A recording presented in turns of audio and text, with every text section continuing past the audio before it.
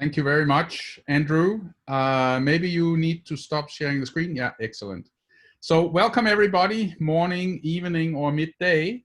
I will share my screen now.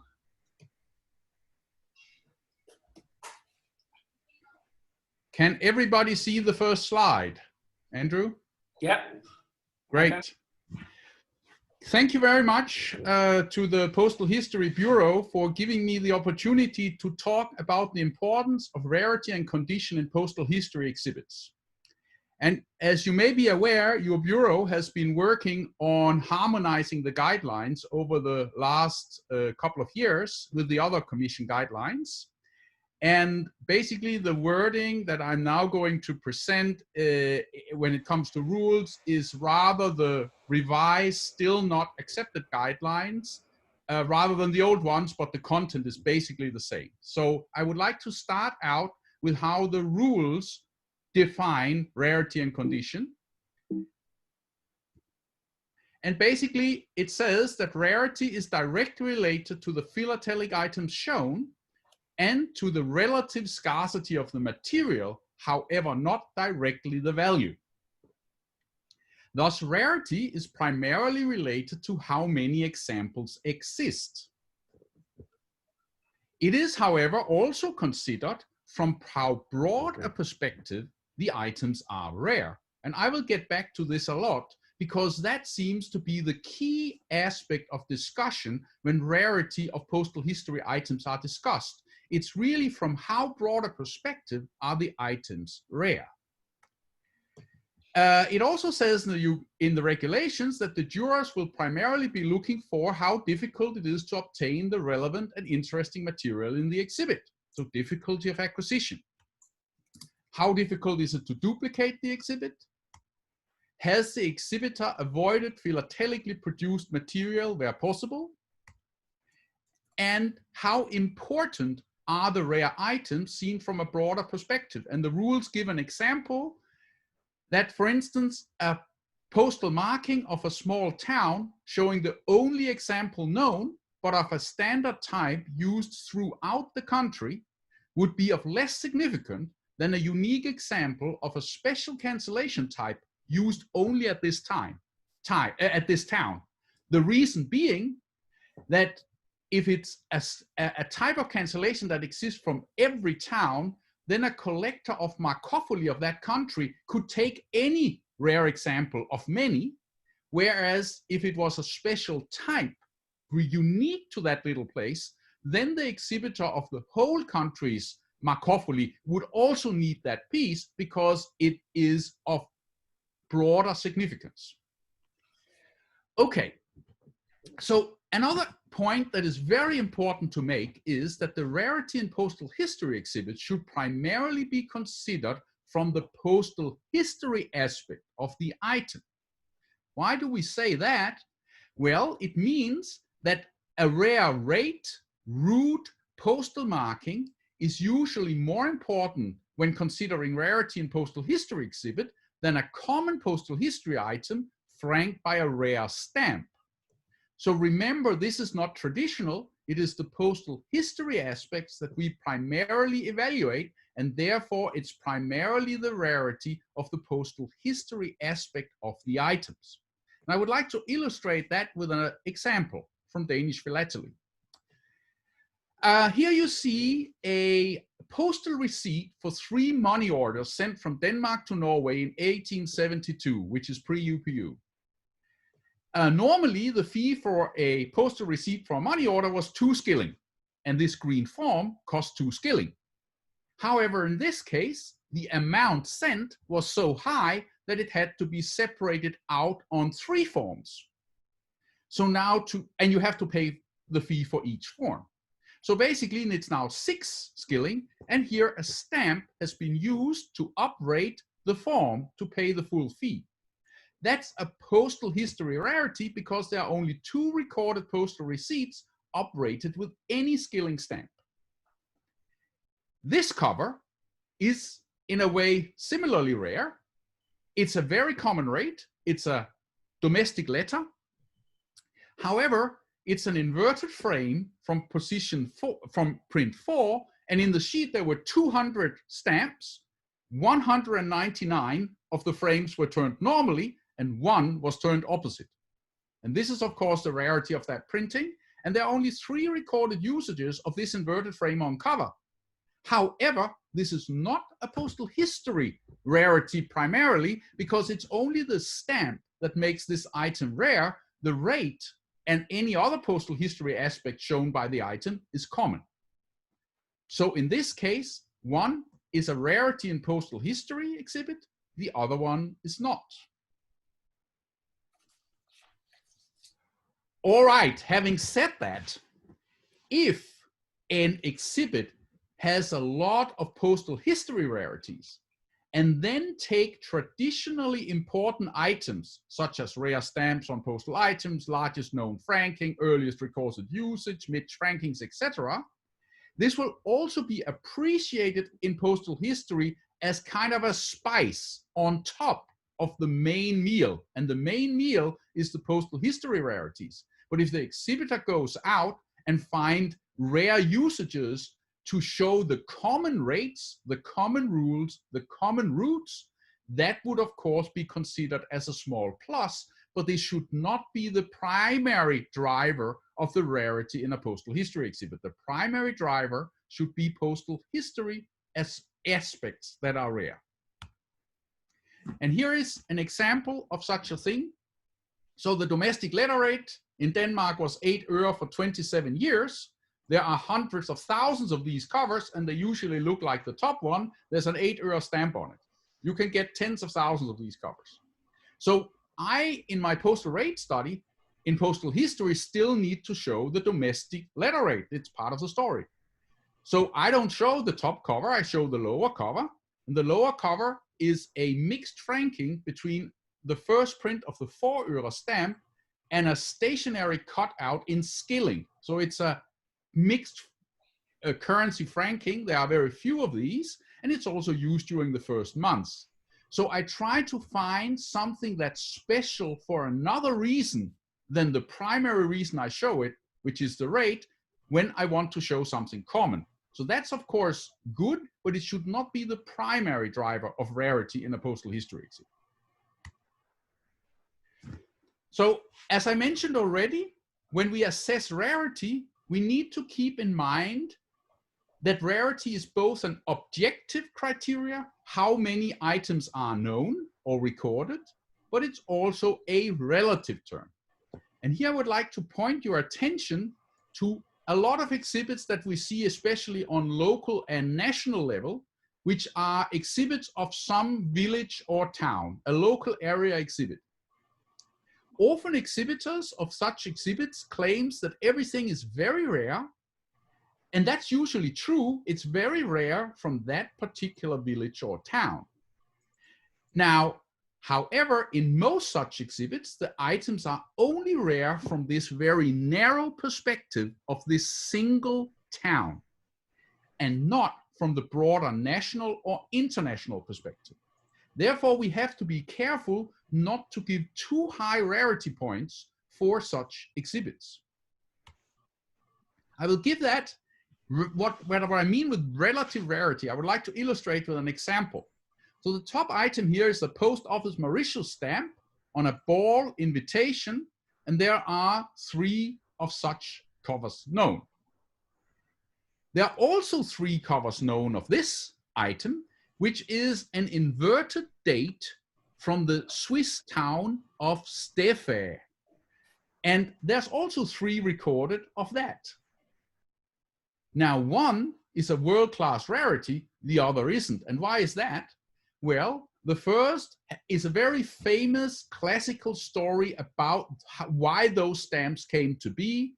It's well known. Many people, many aspects of philately could use that cover.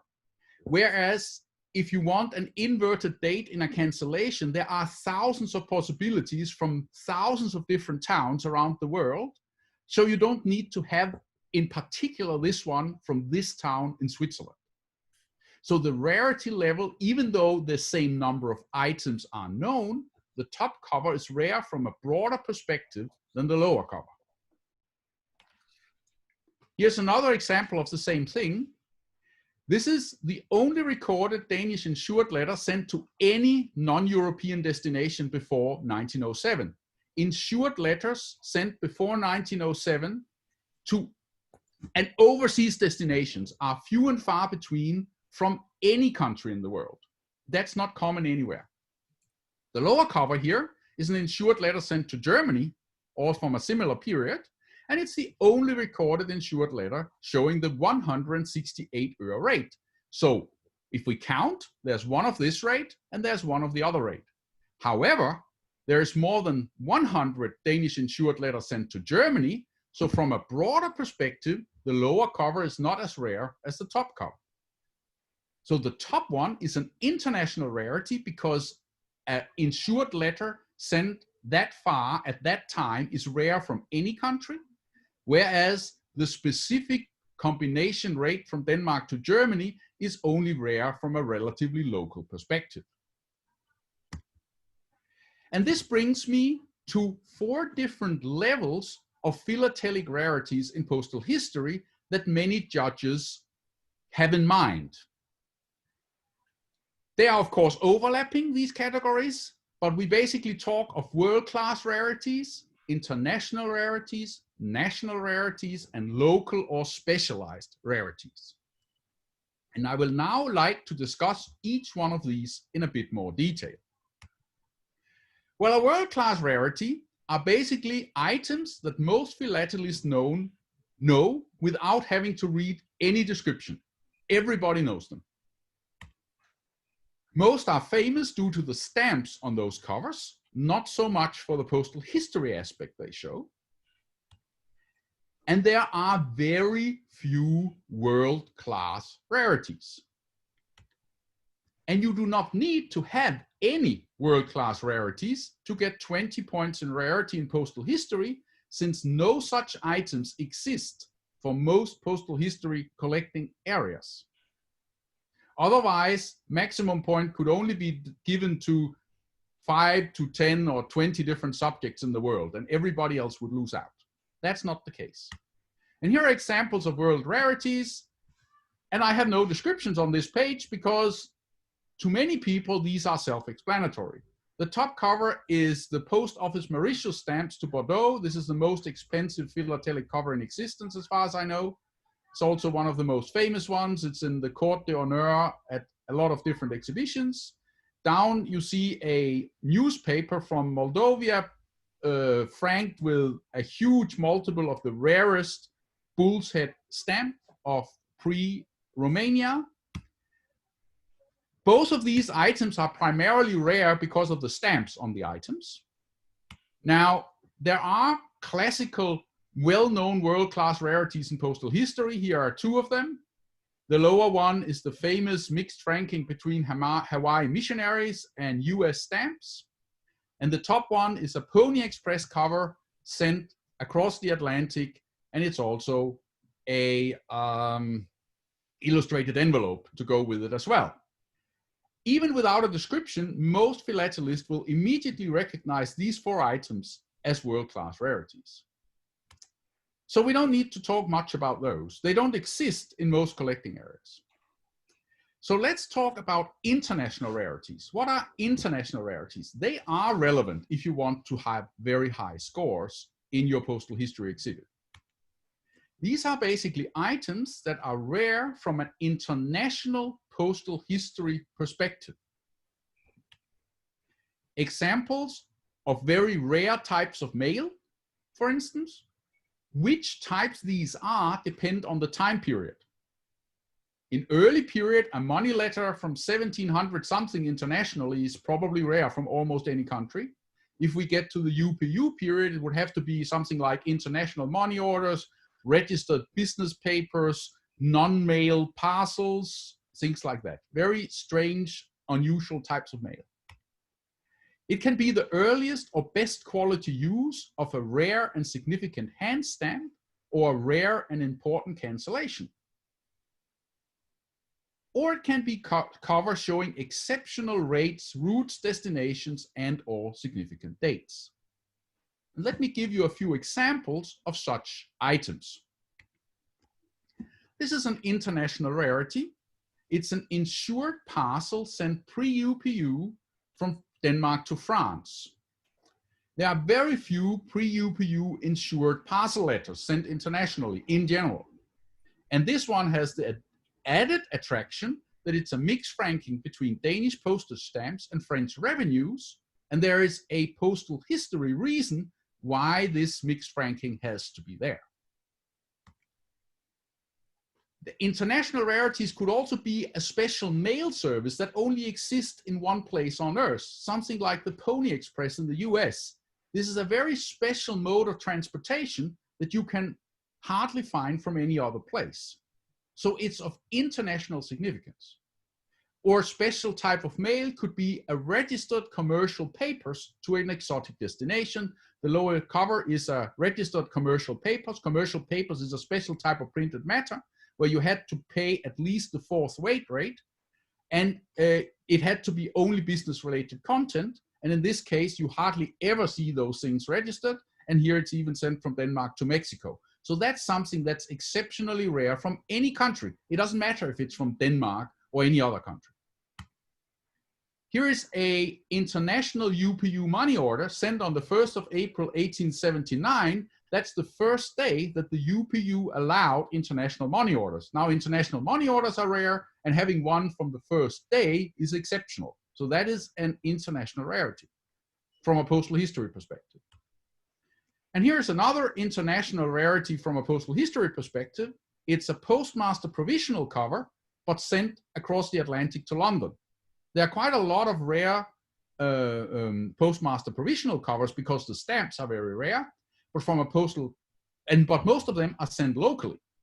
Now, a postmaster provisional on a cover sent across the Atlantic is exceptional from a postal history perspective. So it's an international rarity in postal history. Here are slightly more specialized international rarities. So the world's first machine cancellations were from Great Britain and the United States. And here are some of the first covers in exceptionally good condition. Those machine cancels are of international significance because they are the first ones. The next category I would like to discuss is national rarities. These are items that are rare and important from a broad national perspective with respect to type of mail, rate, route, regulations, or markings. A national rarities could, for instance, be a significant trial registration service used for only 3 days in Berlin. That's not only interesting for a Berlin collector, it's interesting for any collector of German registration. So it's of national significance. Here is a Danish cover showing a registered letter rate that was only in effect for 3 months because the conversion rules between the old skilling currency and the euro currency changed after 3 months. And it doesn't matter from which town this cover is from or which stamps is on this cover. This is rare from a postal history perspective from any town from a national perspective.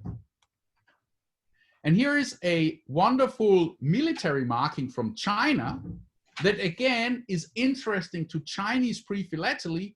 Basically, it wouldn't matter from where it was from. It's unusual in general for Chinese philately. So that's our national rarities. Finally, we have local, you can also call them specialized rarities. These are items that are rare and important from a narrow perspective with respect to type of mail, rate, route, regulations, or markings. What could they be? Well, here's an example. This is a cancellation from Howard County, Maryland, the United States, and there's only one known cover with this particular Woodstock cancellation. It's the only known example of that date stamp, but the challenge is that it's not significant for any exhibit except for one of a country or hometown collection, because there are many date stamps that are rare from a national perspective. If you collect the national postal history of the US, you do not need to have this particular cover. So it is a local rarity. It's a rarity, there are very few of it, but it's of limited or more specialized significance. It's good, but it's more specialized significance. Here's another example. This is a printed matter sent from Denmark to Croatia. And there are only 2 recorded printed matter items sent from Denmark to Croatia before 1907. So it is rare. However, the destination does not affect the UPU printed matter rate, which is abundant. So you can find this 5 euro rate in the thousands to all kinds of different destinations. So the item is rare, but not of broader significance. So having presented these different category of rarities, good exhibits needs to have at least the last, or it needs to have the last 3 categories. It needs to have a few international rarities, quite a few national ones, and many local and specialized ones. And those local and specialized are not unimportant. They are very important for your specific collecting area, because if you don't have the rarities needed to tell the story and the topic that you are telling, there you need to have the rarities. Even if they are only of local significance, you still need to have them, ideally. So they are very important to the exhibits, and they should be appreciated by the judges. But to get to the very highest points, there should also be items that would fulfill the criteria for national or internationally significant rarities. So good exhibits have a mixture of all the different types of rarity levels. Well, how do we then assess rarity as judges? Can I know that that Woodstock cancellation is unique? No way. It is impossible for a judge to know all the worldwide rare rates, routes, and markings. There exists no philatelist who know this. A consequence of this is that it is the exhibitor's responsibility of doing the necessary personal study needed to determine approximately how many of a particular item have been recorded. And it is the exhibitor that should tell the judges when something is rare. And ideally, with a factual statement, one of approximately 10 recorded, for instance, of this particular marking, or only recorded example of this marking. The reason why this becomes important, or you should be a little bit careful and use common sense, because if enough details are considered, almost every postal history item becomes unique. This is the only recorded letter sent from this village to that village on that particular day by that particular person. That statement is correct, but it's of no significance. The cover is unique if you consider all aspects of the cover, but it's of no significance.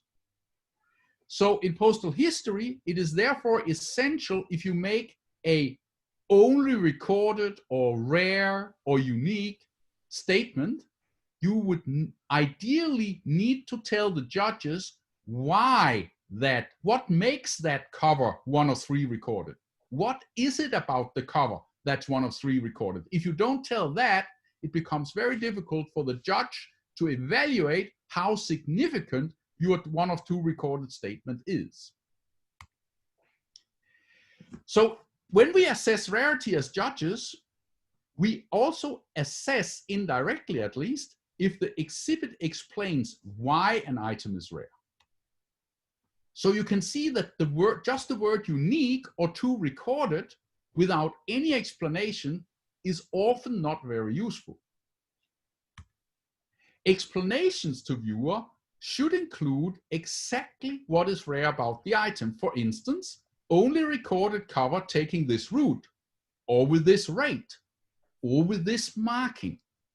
Then the judges can better assess how significant this rarity is. So it's your job as exhibitor to help the judges understand the significance of your rarities. So here are a few examples. This is an example from a collection of India and China. And basically here is an extremely detailed description of the rarity level. So it reads here, so far, 14 combination covers, China-India, are recorded from this period, which runs from December 1902 to March 1904, of which this is the only one sent from this particular town. The oval hand stamp of that town with the stars has only been used in December 1903. There are 4 recorded, and this is the only one cancellation as used as cancellation. The others are transit hand stamps. This is extremely precise and extremely detailed, but it's probably a bit of an overkill if you do that on all your rarities, because the judges will have not the time to read it. So it will be probably, in most cases, unless if you do it a lot, it would be more advisable to take out the most significant rarity aspect and mention that one only. Here's a more typical way of doing it with a single line statement. And in this case, the upper cover, the rarity statement reads, only recorded mixed franking involving Danish and straight settlement stamps. The lower rarity statement reads, only recorded overseas letter showing the pre-13 June 1881 rules for postage due charges. Both are only recorded, but which one is more significant? Well, clearly the top one, because this is the only recorded mixed franking involving stamps from these 2 countries. The rarity statement below is significantly more detailed, and the top item would probably be an international rarity, whereas the lower item would probably be a national level rarity. Here's a lovely cover sent from Hong Kong to Peru. And here's a rarity statement saying 1 of 2 letters recorded and only 1 from Hong Kong. And then there is a footnote. If you want to know more, that's also quite a nice way of doing it. You can see here that it's the 2nd letter on the same itinerary to Lima.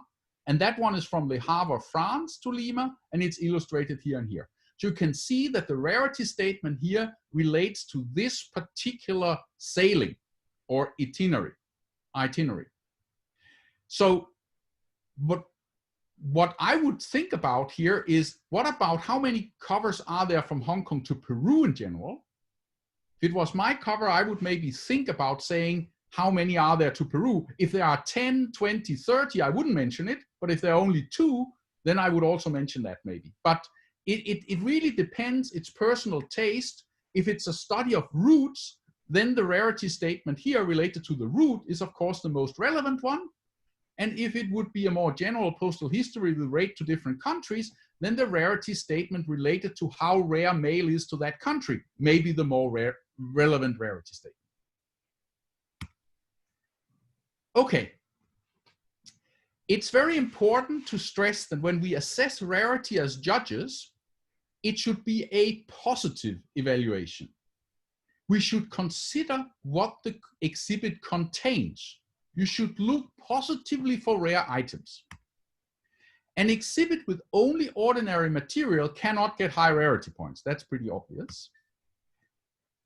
It's also, you should be aware that not all expensive items are actually rare. Remember, rare has 2 aspects: how many are recorded and from how broad a perspective are they rare. And things like Saxon Dreyer, 2 RBS Danish first stamp, uprated Mulready, Basil Doves on cover, they're all very expensive, but there are actually quite a lot of them. And you can buy them many times each year if you have enough money. So the number of items known of these items are not particularly rare. They are very nice still in an exhibit, but they're not particularly rare actually. An exhibit which has many rare items should get maximum points even if a few rarities are missing. There are almost no exhibitor in the world who has every single rarity from their collecting area. Would be lovely if you have an exhibit like that. It's great, but in most cases this is unrealistic, at least for broader subjects. So we should not penalize exhibitors for missing a few rarities if they have a lot of other rarities. And finally, there is a point that comes up in discussion with exhibitors, especially very high-level exhibitors. Oh, sorry. I had one more point that I forgot, and that is that many missing items will, however, indirectly be considered under rarity, because a well-prepared judge will have studied that area, will know in advance what the interesting and important items in that collecting areas are, And if there's hardly any of these items present, it will indirectly affect rarity, but it should still primarily be a positive evaluation. So if many of them, but not all of them, are available, that's good enough. But here I come to the other point. So if an exhibit has a lot of rare items and is already getting 29 to 30 points for rarity and condition, adding more rare items should not generate more points in other judging criteria. We very often have this issue where an exhibitor has a lot of rarities and maybe gets 93 points and wants 95, and then goes out and spends $1 million or $10 million on new material and then still gets 93 points. And that person is highly frustrated because why don't I get more points? Well, if the rarity level is already at 29 or 30, buying more rare items alone is not going to increase it because you can't get 32. So if you have gotten 93 points and you have 29 to 30 points for rarity and condition, probably it doesn't cost any money to improve your exhibit, because you should probably look at improving treatment, knowledge and research, maybe even presentation. And in some cases, you may look to improve the condition of the common items. Maybe that would help. But buying more rare items alone is then, in these special cases where you already have maximum points in that class, buying more doesn't help necessarily. This brings me nicely to condition. And when we assess condition, we assess the condition of the shown items relative to the best possible condition for what is available of that type of item. So it's relative to what exists. You cannot demand that every cover from an old Indian state look as perfect as classical GB Germany or Denmark. They just don't look like that.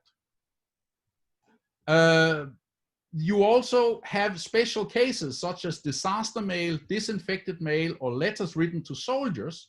They don't exist in pristine condition because the judges need to consider the circumstances and do not expect this type of items in perfect condition because they don't exist. So condition is relative to the best condition such items exists in.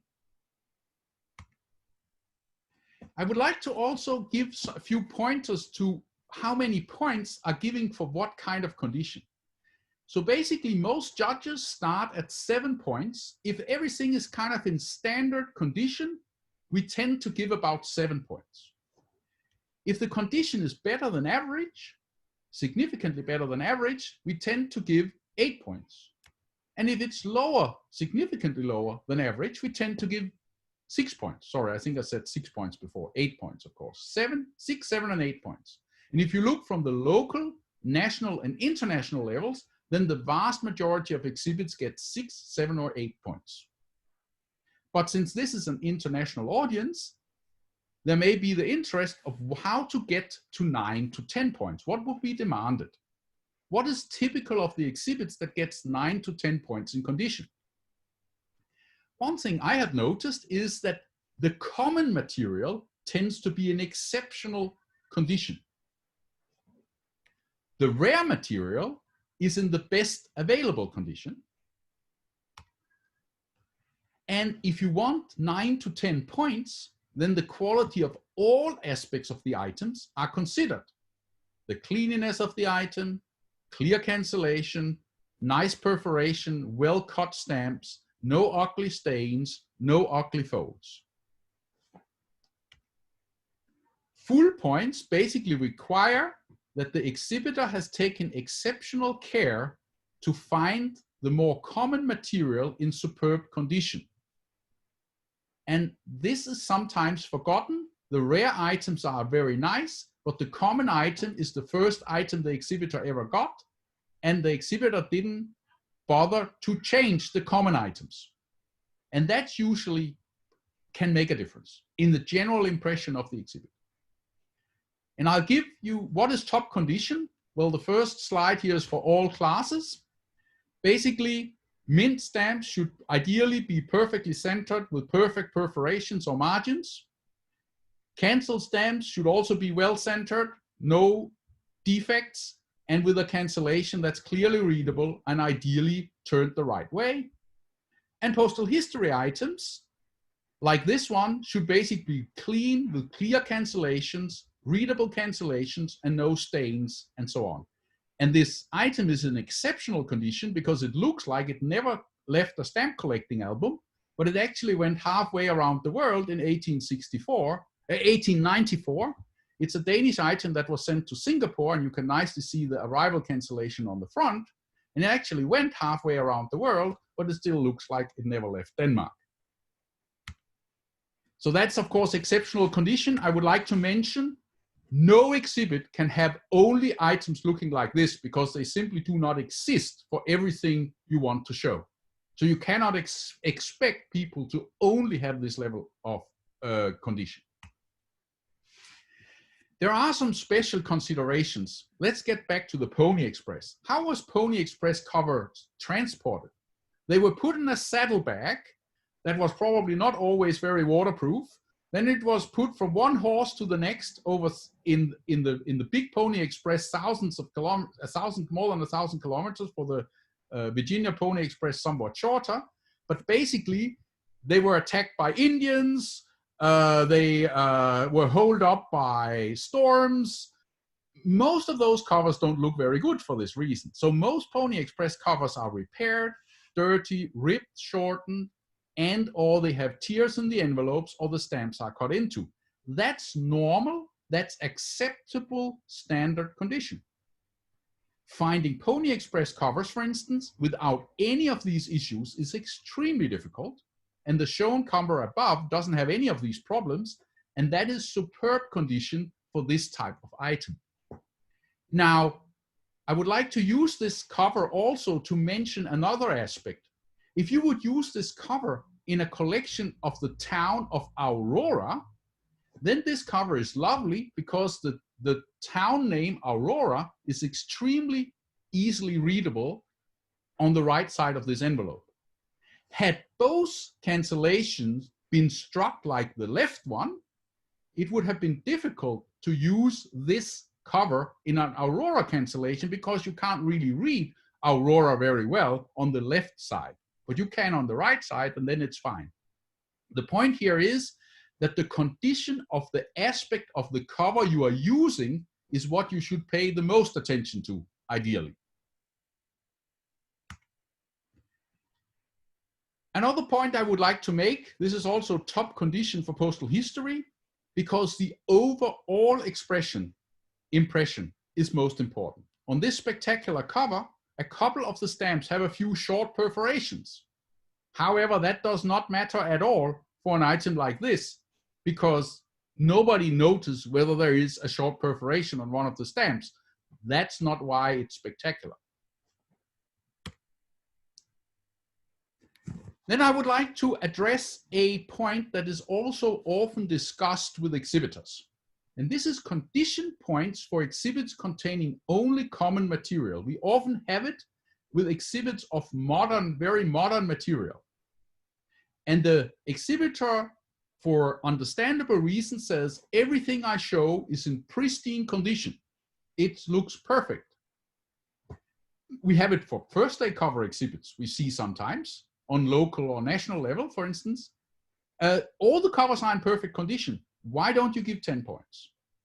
Well, the standard condition for common material is flawless and very nice. Thus, this alone tends to result in about 7 points. If there are no scarce or rare item in an exhibit based on which condition can be differentiated, it becomes very hard to get more than 7 to 8 points, because the point I made earlier was that we tend to give about 7 points for standard condition. And if the standard condition is flawless and very nice, it becomes very hard to get better than that. It's not impossible, but it gets very hard. And here's an example of average contra great condition of common material. This is a 5-year postal card. It's extremely common. And the top item here is kind of a little bit smudged cancellation. It's not turned the right way. There's a bit of a fold over the upper left corner. That's basically average condition for an item like that. It's exhibitable, it's okay, it looks nice, but it's not superb. Superb is the lower one, and it's not canceled to order. It's actually sent through the mail. It has a non-philatelic message. It looks like it may have been canceled to order, but that's because the condition is so exceptional. And it is extremely difficult to find common items in such superb a condition. So if you show common material and you are able to find it in that kind of condition, this will be appreciated. It's not very expensive. It costs a lot of time, but it's not expensive. Here's an example of a rarity in poor contra great condition. This is a domestic AR form. There are only 6 complete forms recorded showing the 8-era rate, which ran for 27 years. So this is a rare type of mail, and it's also rare with this particular rate. The left item, 3 out of the 6 recorded items look like the left items. Part of the form is missing. Several, it has damages, part rips into, it's stained. The cancellation is reasonable, but not perfect, but reasonable. But it has a lot of condition issues. There's only one of the 6 items that's looked like the right one. And since that exists, that is the best possible condition for that item. So if you show the left item, you are going to potentially risk losing a bit in overall impression of the condition. So if you have an item like that, you really need to think about, in my opinion, whether you want to include that item in your exhibit or leave it at home. And this brings me to what I call my rarity quality matrix of modern exhibiting. It was first published in this book that Andrew mentioned. And basically what it says is that superb top quality is excellent for exhibiting, no matter how common the items are, because they are actually difficult to find, even for common material. Very, very good quality is, of course, also good for exhibiting, no matter how rare it is. When it becomes difficult to decide whether to include an item in an exhibit or not is when it gets rare or super rare. Do you include an item in poor quality if it's rare or super rare? Well, in my quality rarity matrix here, it's yellow. And at yellow, it says, is it really needed? When I see an item like that, I always ask the question, is this item really needed for the story, for the treatment I want to show in this exhibit? Do I really need the item, or can I show something very similar with a related item that looks much better? If the answer is, I can only show this important item, this important aspect of my story, of my treatment with this ugly item, I will include it because otherwise my story or my treatment is not complete. But if I can avoid it, for instance, if it's a 3rd weight cover that's unique, I may be satisfied showing only a 1st rate or a 2nd weight cover. Why do I need the 3rd rate if it looks terrible? I have shown the principle by showing the 1st and 2nd rate, for instance. And basically anything in the red area, I would advise against showing that in exhibiting. And remember, quality scale is a relative scale. It's relative to the quality that the material you collect and exhibit exists in. So top quality is different for different types of collecting areas. And I find this matrix very useful when I consider whether I should purchase an item offered for sale or not. That was my main points for today, but we have actually reserved a full hour for questions and answers, general discussion. So we would be very happy to have questions about any aspects of this talk. And just to make sure that there will not be no questions, I would like to raise 2. You can of course raise any other ones, but I just want to raise 2 that I find quite interesting and which I feel has been discussed quite a bit lately. it is clear that the quality demands of collectors have gone up with time. So collectors now are much more strict on condition than they used to be. Should this be reflected in stricter judging of conditions? Some judges say standard quality is now better than it used to be in exhibits. Should that mean that we increase our demands in exhibiting? I'm not sure what I think about that. I have mixed feelings about this, but what do you think? Then there is the issue of condition rarities. Condition rarities are items that are exceptionally rare in the type of condition they are shown in. And here are two examples. This is a stamp from the German state of Oldenburg on an exceptional quality ladies cover. It's absolutely gorgeous. There doesn't exist any other cover with that stamp in that kind of condition. The lower cover is a very common US stamp, but with a perfectly oriented cancellation on an illustrated letter. It's also unusually nice. Now, should that be considered under rarity? So can we completely separate condition and rarity, or do they need to be considered together? What do we do with condition rarities? Are they only considered under condition, or are they also considered rare because they are beautiful?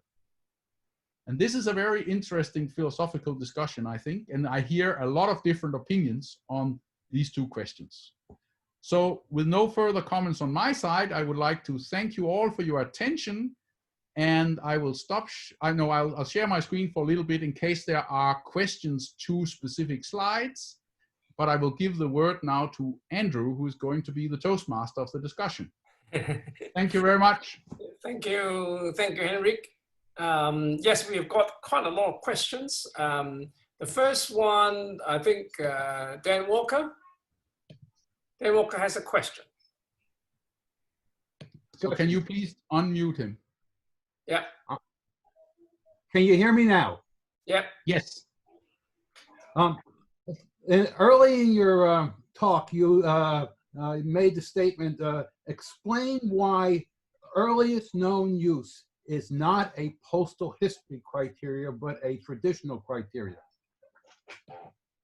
I don't think I said, I hope I didn't say that, You didn't square. say it, I'm right, I'm repeating it, but you implied that rare stamps and earliest known usage and condition of the stamps are not part of postal history. And I hope I didn't say that, Dan. I mean, at least I don't mean that strictly. I mean, of course, the condition is important in postal history as well. Earliest recorded dates can be very significant in postal history because it will show the first, it will show when this rate was introduced, for instance, or things like that. So I think earliest recorded uses of something can be highly significant in postal history. So if I said that earlier, if I said that that's not important in postal history, then it was a mistake. okay. Right. The next question comes from Lars Butger. Lars? Thank you. My question was how, if you want to know how many items exist, for example, 1 of 2 or 5 items of a certain route or certain markings, how long have your registration to go back to be sure about the number of covers that are available, of the number of markings? I had this discussion with another juror, and he said, yeah, if you go back 60, 70 years, then you can be quite sure. That would be my point. Thank you very much. It's a very good question. I think any period of time is better than no objective recording of how many you think are known or recorded. The point is that you should state that information that you are asking about on your title page. So I, for instance, state that all my rarity statements in the Danish recording relates to a group recording that has been going on for more than 30 years and has been going through all published auction catalogs containing significant Danish material since the turn of the 19th century. So in that case, it's exceptionally well researched, and very rarely are those number of recorded items for very rare items corrected. But I'm also very happy to recognize the work of the exhibitor, who him or herself has for the last 5 years, where she has been or he has been collecting this area, has been recording by searching images in auction catalogs, on the web, in books, and so on, and has figured out that based on the 5 years they have studied this, they have found 7 examples of this. If this is stated on the title page, that the rarity statements is based on what I have been able to find during the last 5 years of collecting, that's a fair statement, and I can now evaluate those rarity statements relative to that. With such a statement, I'm going to say, nice, the exhibitor has done some effort here. Yep. There are probably quite a lot more than what the exhibitor says, but it's a great effort that I would like to reward. If the exhibitor says it's based on a group registration over 30 or 50 years, then I'm going to take those rarity statements as very reliable, and I'm going to give them slightly more weight, but both are good. Many thanks, very helpful. Thank you. The next question comes from Claire Scott, or John Scott. Are you there? No, it's from Claire. Hello. Yes. You were talking about international importance. Can you have an international importance on a country that is not regarded as internationally important, such as Brunei? Yes. Yes, obviously. I mean, if an item from Brunei shows something that is interesting, if it had been from any other country than Brunei, to postal history collectors from any other country, if it had been from another country, then that's of international significance. So it's what I try to communicate, it's what the item shows. Is that internationally difficult to find and rare from a broad perspective, or is it not? It doesn't matter if it's Brunei or Borneo or Denmark or Great Britain. It's probably going to be easier to find internationally significant items from a big country, but it's certainly not impossible to find it from smaller countries. Okay. The next question comes from Peter Gassman. Peter?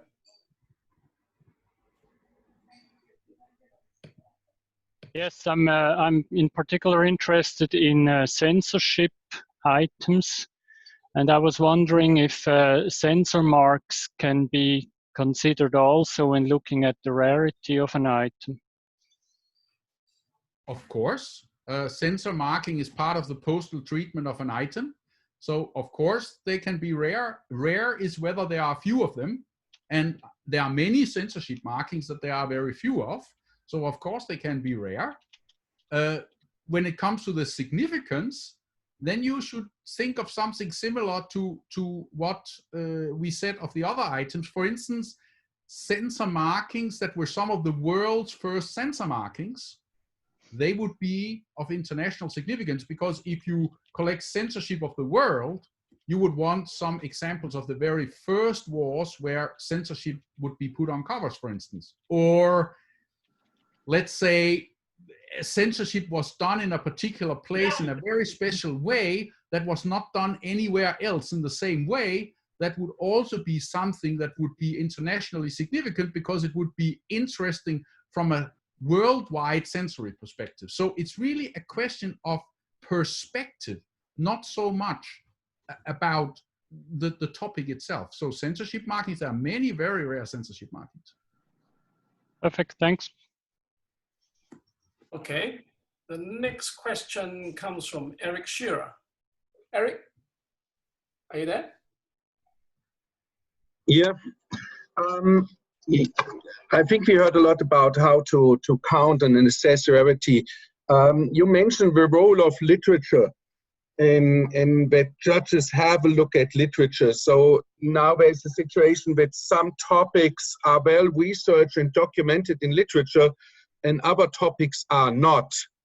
So if I'm showing an exhibit with a topic which is not really well described in literature, how do I have to assess rarity in a context compared to a situation where rarity is very well known and documented?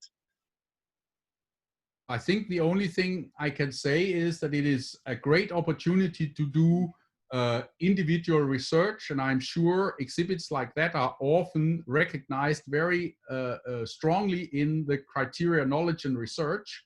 But part of that could be to keep a database about the rarity of different aspects and very precisely define and describe what is rare about each of your items. Of course, don't have a rarity statement with every item, because then the people will not believe it anymore. But so basically state in, depending on how many really significant rarities you have, somewhere between 1 and 20% of your items, describe them with why they are rare and how many you have recorded over how long a period of time. So in that case, you would refer to your own recording of known items rather than to literature. But it's much harder, of course, because you would have to do the research. So it's much harder. Okay, so the next question comes from David Katanek. David, are you there?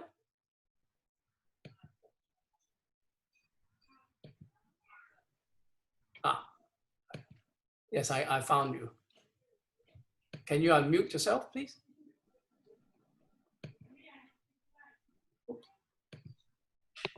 Yes, yeah, David. Okay. Yeah, good. Yeah. You're good. I was interested in Henrik's points about rarity, because I've not previously exhibited, but the consideration about items which are recorded, I mean, from what you've already said, it's a matter of researching recorded items either through catalogues or auction material. But auctions take place around the world, don't they? But there's no central source, you might say. Correct. There's no central source. So each exhibitor, if they don't have to do it, but if you would want to get the maximum appreciation of the rarity you have in your exhibit, you can probably do that with actually doing that research yourself. And I know it's hard. I have done it for Danish domestic mail for the last 20 years, and I have spent thousands of hours going through thousands of auction catalogs and putting it all into a database in order to make very accurate rarity statements. A lot less than that is acceptable, but yeah, each person would have to do it. It actually is a lot easier nowadays than it used to be, because it used to be that you could only get printed catalogs and you would have to go to big libraries with big collections of auction catalogs to do this. But now not all, but a lot of the modern auction catalogs exist as PDF files online. And I, for instance, have a huge collection of PDFs of auction catalogs, because any significant auction catalog available as a PDF, I download and save on my computer, so that in case I get interested in something new at some stage, I have all those catalogs as PDF files and I can go through and see what's good from that area. And I also use it for preparation when I'm going to judge. By having this huge collection of auction catalogs and also online electronic books, in addition to all the printed books, I can basically go through this material and see what's rare when I have to judge as well. So yeah, each exhibitor would have to ideally do one for themselves. They don't have to do it. You don't have to do anything, but it would probably be an advantage if you did it. Very good. Thank you. Okay, so the next question is from Hugh Moore. Hugh? Yeah. It was simply the question about the earliest known usage. I mean, I accept that the earliest known usage of a stamp that simply is a new stamp for the same rate would not be rare, but surely the earliest known usage of a particular rate would be important from a postal history point of view. Obviously. That's what I hope. I hope I didn't say what Dan said. What I wanted to say is what you said. This is extremely clearly explained. So a new stamp that comes out in the middle of a rate to pay the same rate, a first day usage of that stamp would not be important in postal history. But if the stamp came at the same time as the rate, then it would be significant. So Heinrich, I should have asked a question. Explain why the earliest known use of a stamp is not a postal history criteria. Yeah, that's correct. If the stamp doesn't come at the same time as a new rate. So earliest recorded use of a stamp, let's say there is a 5 pence or 2.5 pence UPU stamp. And there is the one that comes on the 1st of July, 1875. That stamp used on the 1st of July, 1875, the first day of the UPU. That would be a significant postal history item because it shows the first day of the 2.5 pence rate. Now, the queen dies and there's a king coming and you put out a new 2.5 pence stamp. And then you change the color because the printer likes to change the color. The first earliest known use of the new king or the new color or something is not significant from a postal history perspective because the rate didn't change. Now, if you use that cover to show a very common rate, it's kind of this what I called the spice. I mean, it's nice to put in things like that if you have them. You know, if you can't find anything more interesting with a very common rate, but it should not be that kind of rarity that carries a postal history exhibit. That's what I wanted to say. Thank you. Yeah. Okay, so the next in line is Morris Buxton, please. Morris? It sort of follows on from this, and it's regarding positive consideration.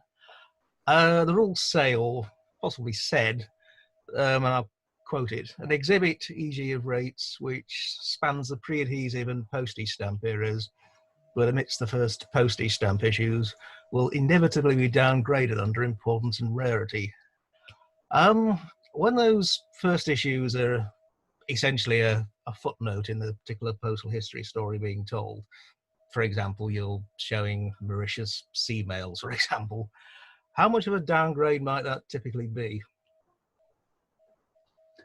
I think that statement, if I'm not completely sure, but isn't that quote from the traditional regulations? No, that's from the postal history regulation. It may be an older version of them.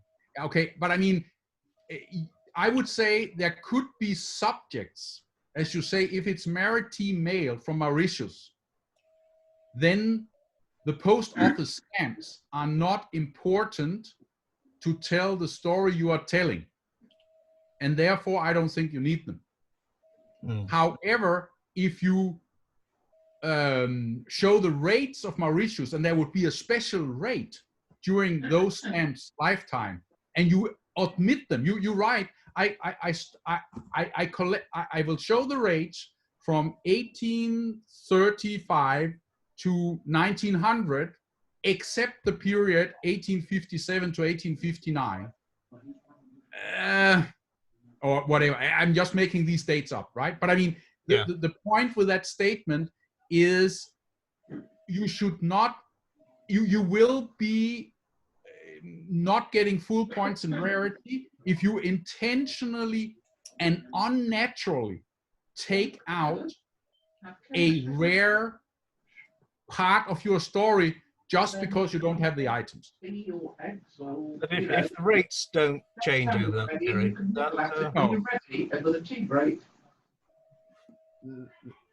yeah, you're right. Yeah, so if the rates don't change and so on, then you don't necessarily need them, I would say, in postal history. In traditional, it's different. Okay, thank you. Okay. Yeah, thank you. The next person is Jane Sodero. Hi there. I had a question. When you spoke earlier about somebody having done some, research about what is available in terms of postmarkings, your database, are you crediting them in the rarity category or in personal research?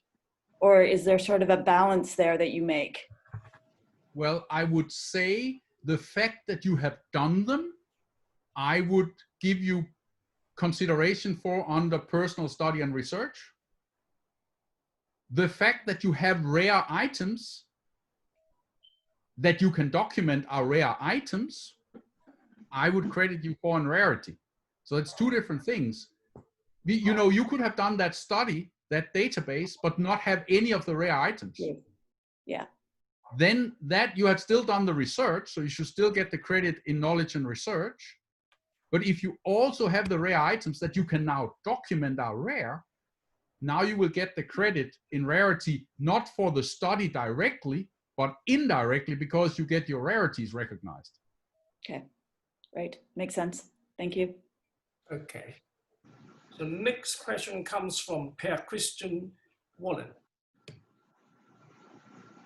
Hello. Hello. I just have a question regarding Soviet censorship or regular. When they have international mail, the censorship was routed through specific cities. And will that mean that when you have rare local censorship, it will never become international, so it will not become as important as international? There's a lot of noise on the line. I'm not sure I got that question. Somebody has unmuted themselves with chatter in the background. So I need to hear that question again. Sorry, I didn't understand the question. I'll try again. In Soviet censorship, after 1943, all the international censorship was routed through specific cities. That implies that rare local censorship in other places are less rare than international, if you understand. Like Moscow is mostly seen on international mail, but you will never find small local towns, which are much more rarer than the Moscow censorship. Okay, let me try to phrase the question as I have understood this question. So basically saying there are censorship markings from small towns that are very rare. Yes. But they only dealt with local mail, so to say. They're only dealt with national censorship because the international censorship went through specific towns. Yeah, okay. So in that case, those items are local or specialized rarities, which is great for your exhibit. If that's the topic of your exhibit, they are appreciated and they need to be in your exhibit. Will you get 20 points if that's the only type of rarities you have? Probably not, because for that, you would need maybe some items sent from those small towns that then went to Jamaica and therefore went through these very internationally significant hubs, and you could show both how it was handled locally and how it was handled internationally on the same item. That would be internationally more important rare item, for instance. This is a little bit like these postmaster provisionals from the US sent locally as a postal history item. There are many different very rare versions that tells the same postal history or very similar postal history story. Whereas the Baltimore one that I showed before, which was used on a transatlantic cover, it combines several postal systems, so to say, and therefore it becomes more internationally important. So yeah, in the case where something is rare only from a very local perspective, it's very important local specialized rarity for an exhibit of that subject, but it's not considered a rarity from a broader perspective as much as other items would. Okay, thank you. Okay, so the next questions comes from I think Svetislav Yelin. Sorry about my poor Russian.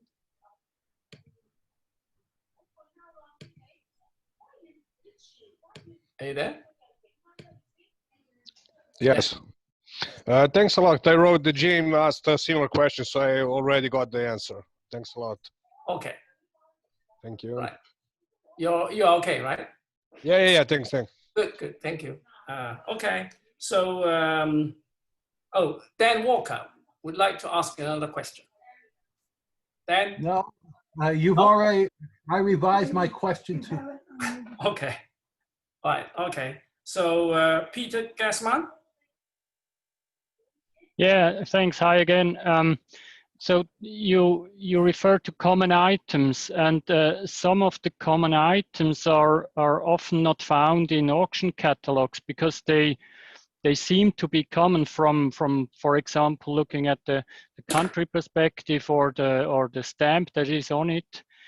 But when looking at censorship marks, they may be special because of the censorship mark. So I found often that I can only find them on sites like eBay or Del Campe and the like. Could this be that this is the only place where I can assess rarity from what I can do on my own?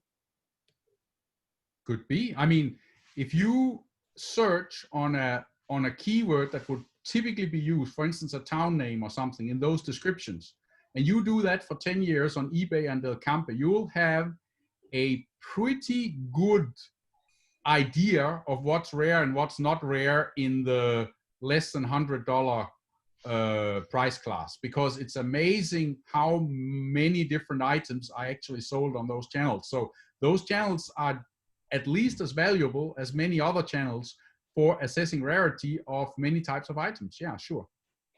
Okay, thank you. I would say one thing to that.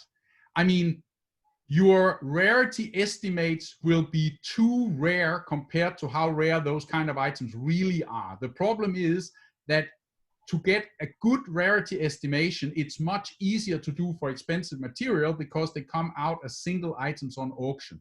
So things that are too cheap to be sold as single items on auction, they are extremely lovely in exhibits and can be at least as interesting and can be highly appreciated in exhibits, but it is very, very hard to come up with an accurate rarity statement because many of those items, if they are not put on eBay and Del Campe, they are sold privately, they are sold in lots, they are sold in dealers' boxes and so on, and it's impossible to survey a decent percentage of that market. So it is a great effort to do those kind of rarity estimates. They will be highly appreciated, but as a judge, I will take them with a grain of salt because you will simply, it will have been impossible to survey the actual pool of items that should exist of something like that. Okay. Thank you. Thank you. The next question comes from Andrea. Andrea. Oh, hi. Yeah, it was not a real question. In fact, it was more of a comment about what you said about new stamps serving old rates. I was bringing the examples of the penny red, which is possibly the most famous example in international philately.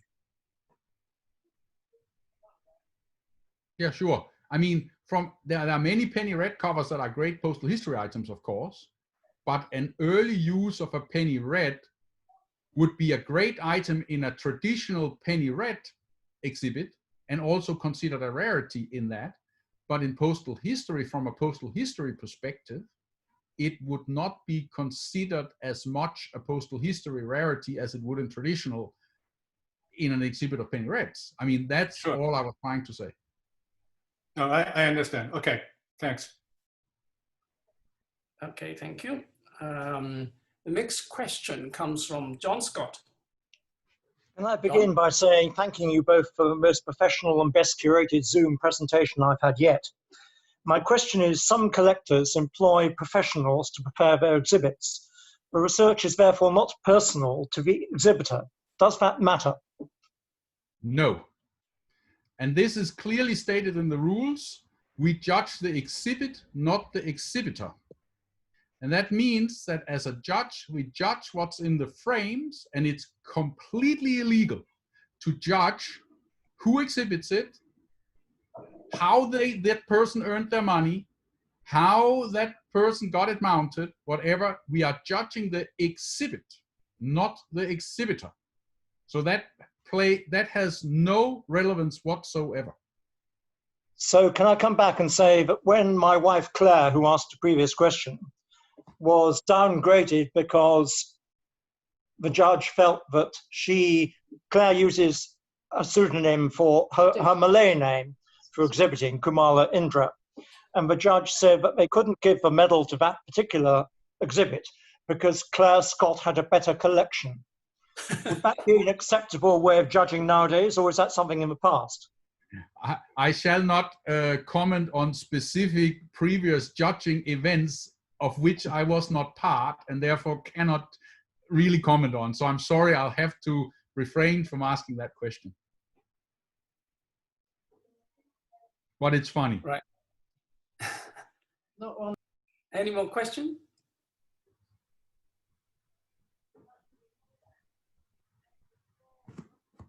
Right. It doesn't seem, and no more questions. Okay. Well, I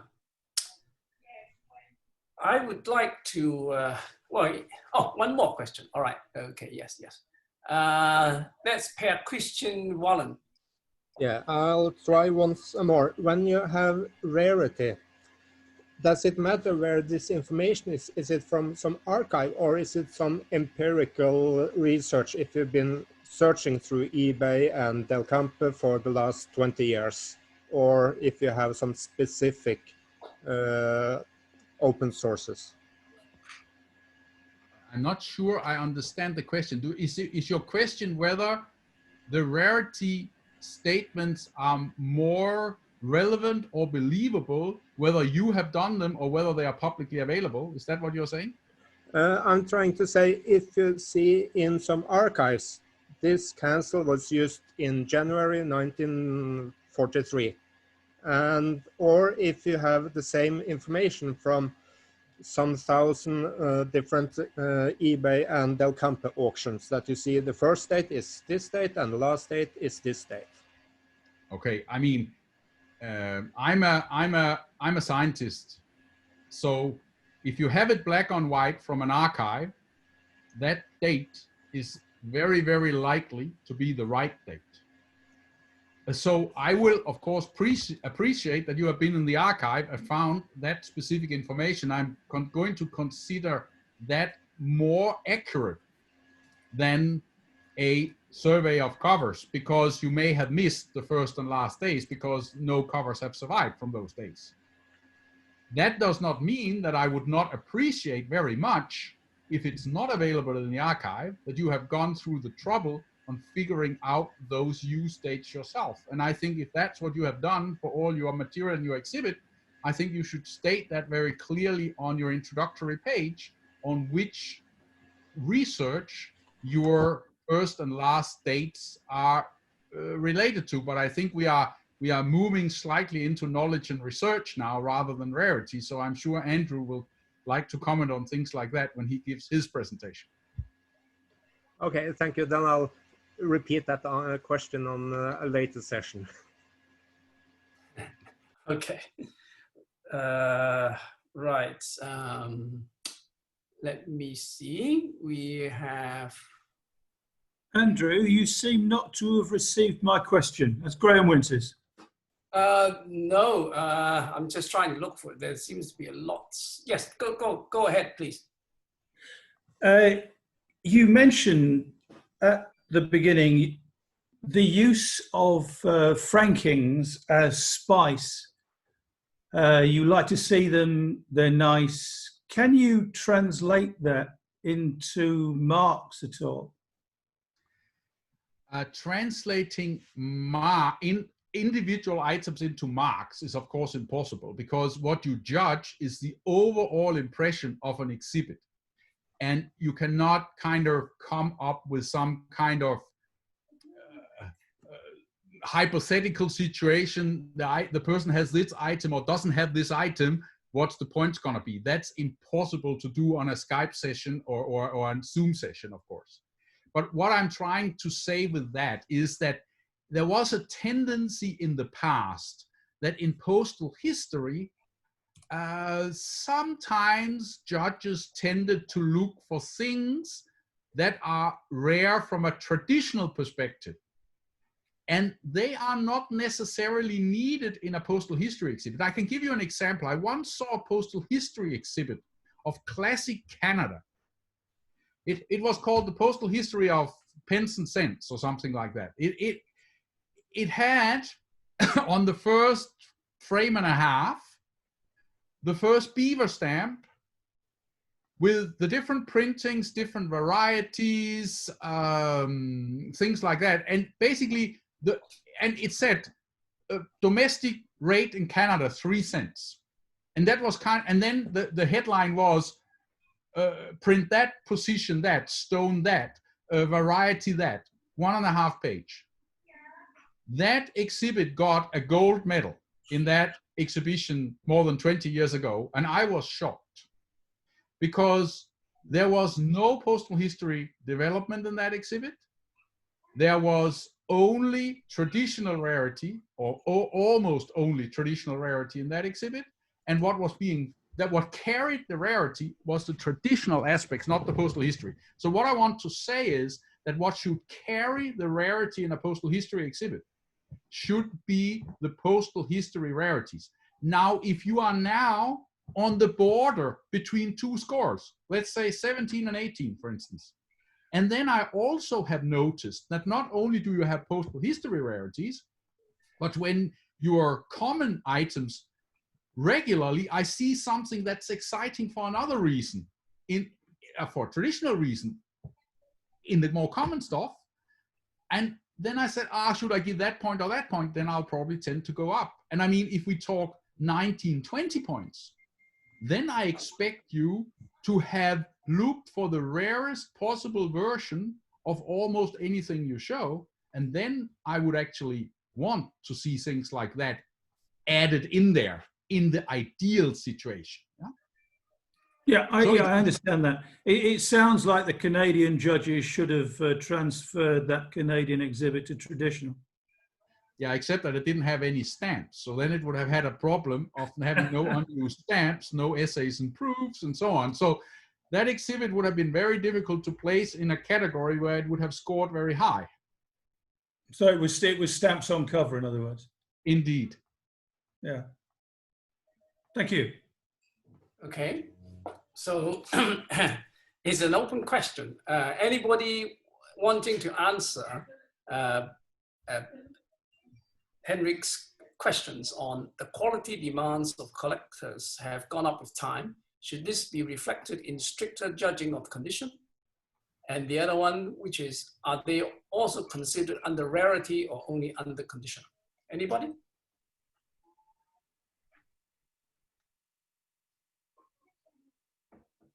That's the slide being shared. For me, for the second part, the condition versus now I've lost the slide. Yes. I would add that, and I would consider that under the spice, as you've been calling it, for the pretty cover or the advertising cover. I would consider that to be that little bit of extra when choosing between a common item and a common item with some excitement. But would you consider it under rarity or condition, or both? I would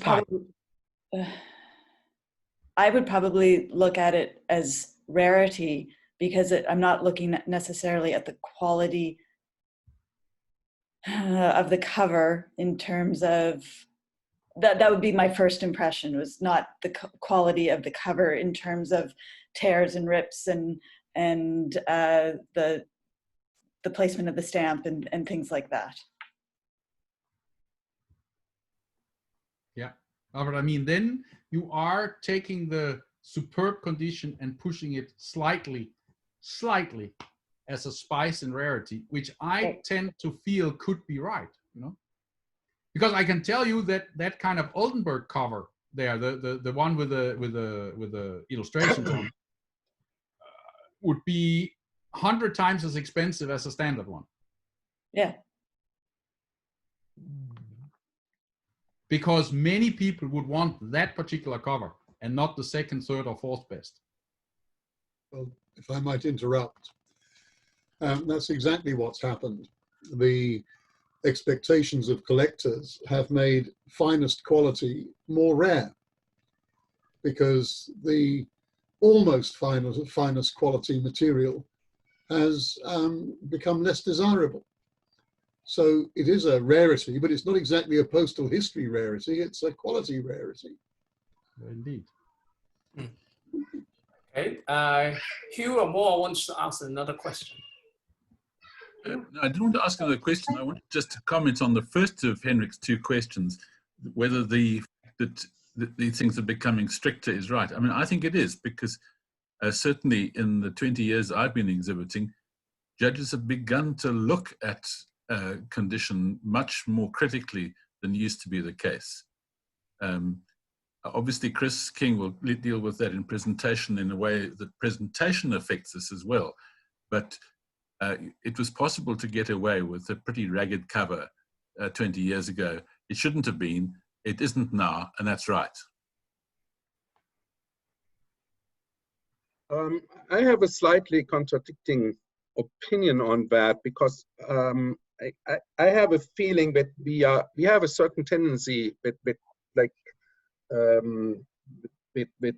exhibits become a little bit too much sterile, and especially the context of presentation, and especially the storytelling part is still missing, especially in many postal history. People think they are good, but they are not so good as they think. And often I've seen that cover which maybe is not of the best quality is exactly the cover that you need in the context of a storyline to say this existed, this specific context of combinations of postal history aspects. So I think there's kind of a fight, and in the end it's about the leverage of those different aspects. Can I say I agree with that? Because essentially what I'm saying is, if there's a better quality item, then you can use it. But if you've got a ragged cover that tells the story, it's the first prize to use. Yeah. That's exactly what I tried to express in this quality rarity matrix. And if you have something very ragged, very ugly, you really need to ask the question, is this really needed for my exhibit?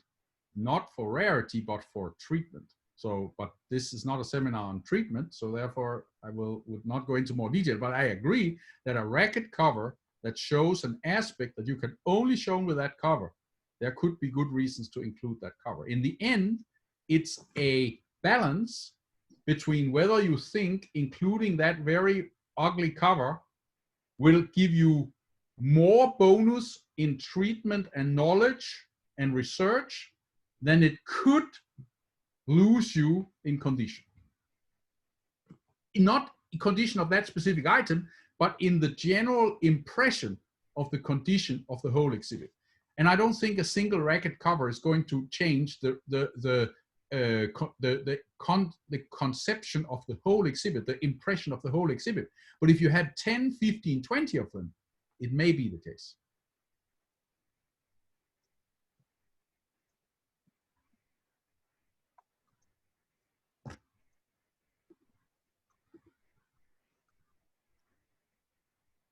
Yeah, don't you think, though, there are some aspects of postal history where you're almost certainly going to get large amounts of, shall we say, not particularly pretty covers? I mean, a lot of military mail, a lot of postage due and redirected mail, they're all likely to be in much poorer condition than some traditional postal history exhibits.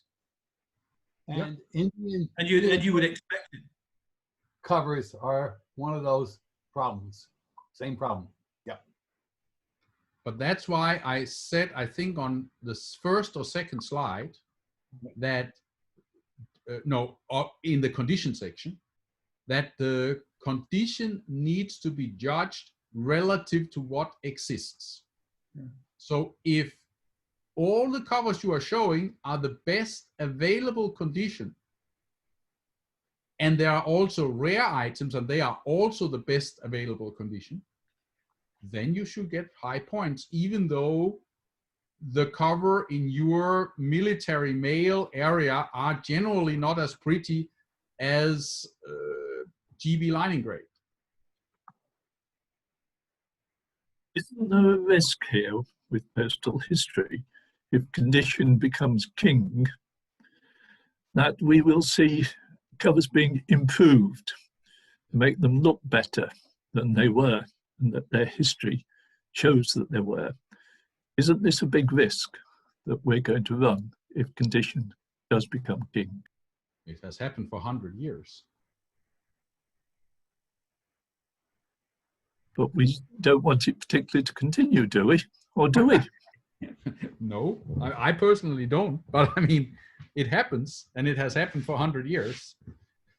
I think it's a very interesting discussion. What is the condition of a repaired cover? Yes, well, it may not be what it purports to be. It may be something slightly different. Yeah, I personally don't consider the condition of a repaired cover very high. And I would agree with that as well. Because if it's repaired, it probably looked ratty before. And so that was a cover in ratty condition. But what about a cover, Henrik? What about a cover that's been stabilized because it was going to be fox to hell, or to be with one of these oak gall inks, which is eating through the paper, and it's been stabilized? Is that being repaired, improved, or stabilized?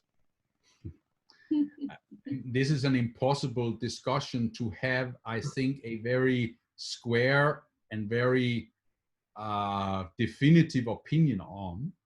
I mean, I do personally think, like I think, as far as I know you think, that it is better to what you call stabilize or repair an item if that will save that item from destruction. Then I would certainly rather have it exist as a restored or saved or whatever you want to call it than it going to pieces. So yeah, I would prefer that cover to be repaired in that case. But I would want the description to say this cover was repaired. And if that cover is the only cover showing the aspect you are showing, then that's the best condition existing for that aspect you want to show. But if there are 3 other covers that didn't need to be rescued and which looks fine, then I would consider the condition of any of the non-repaired covers as higher as your repaired one. There's a problem with a lot of the First World War covers in that the paper, because of the poor condition of the paper at the time the paper was made, the paper itself of the envelope is actually just dying on its own. And a lot of those you can't justify restoring or repairing because it may well be the only cachet known of that particular ambulance or whatever unit. But the paper of the envelope is very poor, so you can never get a good copy because the envelope's never going to be in good condition. So do you show it or do you not show it? Depends on how important it is to my story. So if your story is about the cachets, you've got a perfect cachet, but the envelope that the perfect cachet is on is actually really quite tatty. What do you do? It's the only one recorded. Then I show it. But is it important or not important? I mean, do you follow that you have the only cachet that you're trying to illustrate in your story, you have a really tatty envelope. So your condition is poor, but you can't have it in any other form than poor. So it's like you get... In an ideal world, you should not be penalized for that because it's the best possible condition for that item. We don't live in an ideal world. So if 20 or 30 covers in your exhibit look like that, it will subconsciously, fairly or unfairly, affect the general impression of the exhibit. And I think the judges will tend to maybe give it slightly fewer points that it may have deserved. But unfortunately, in many respects, we don't live in an ideal world, and here also not. Climatic conditions. But I mean, if you include 2 or 3 of them because they are unique and you need them for the story, but the rest is kind of reasonably good, then I don't think it affects the condition score at all. It's when exhibitors include many like that, then it tends to affect it. Because you have the same issue, don't you, with the climatic conditions of the Far East, where a lot of the paper can get foxing and the gum under the stamp can make the stamp go in really quite interesting colour that has no correlation whatsoever to what it ought to be, but actually can still be an incredibly rare item because of either its date or its route or whatever. And yet, if you look at it objectively, you're saying, well, this is a fox tatty cover because of all the foxing, but that's the condition because of where it was. Yeah. It's therefore ask the question, is it really needed for my story? If the question is yes, show the cover.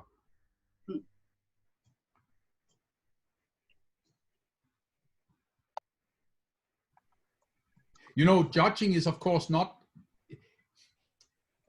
it is not the individual criteria seen in isolation when you are an exhibitor, because sometimes you have items that will help you in one category and may not help you in another category. So it's kind of, it's a whole, right? I mean, if you get much better points in treatment because you are more complete and you show all aspects of the story by adding these very tatty cover, the 1 point you may lose in condition is not going to hurt you as much as the 3 points you may lose in treatment if you didn't show them. So it's in an ideal world, if there's only one and it's ratty, then nobody should be penalized for that because it's the best condition that item exists in.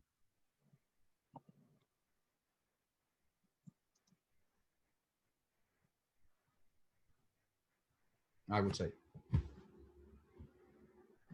I think it's a very interesting discussion. I don't think that there will ever be a clear answer to these kind of things. Okay. Right. Any more questions?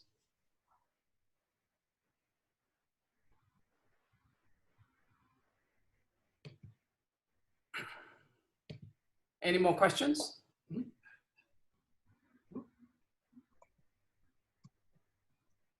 Not from me. Not right. Okay. Well, in that case, I'd like to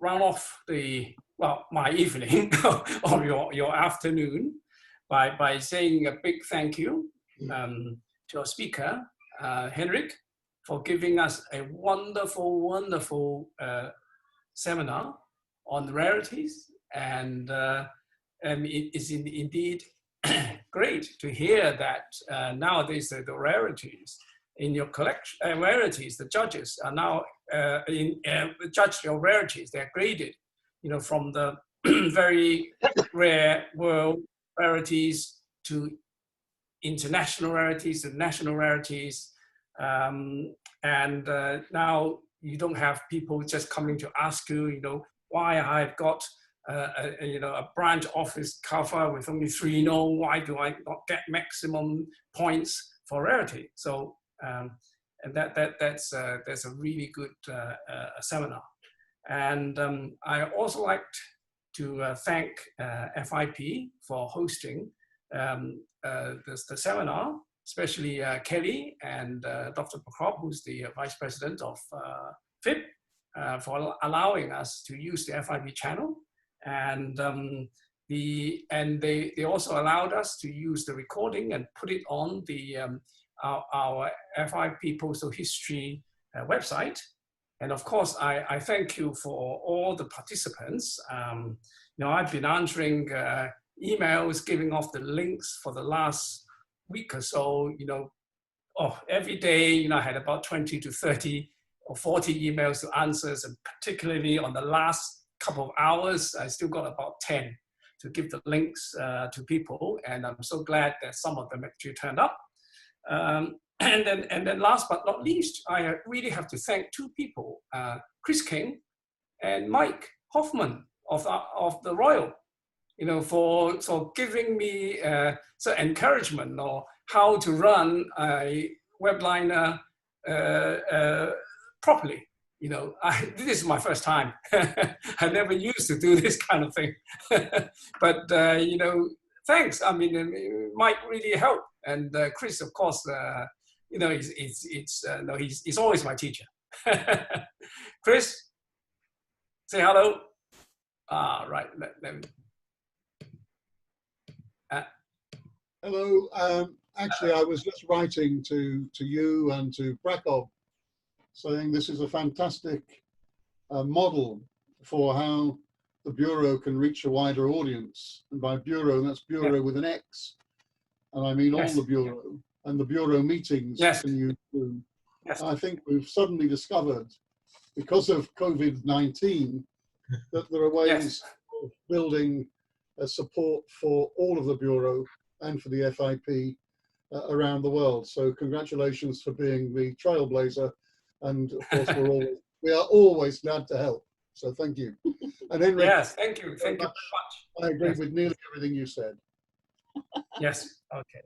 Yes. Well, anyway, the next seminar will be actually presented by Chris on the 6th of September on the importance of presentation in postal history exhibiting. Right? Yeah. Good. Yes. Thumbs up. 6th of September. Yes. I think Chris is going to give a wonderful presentation on presentation, and well, stay tuned. Anyway, I think this comes to the end of the recording part of the seminar.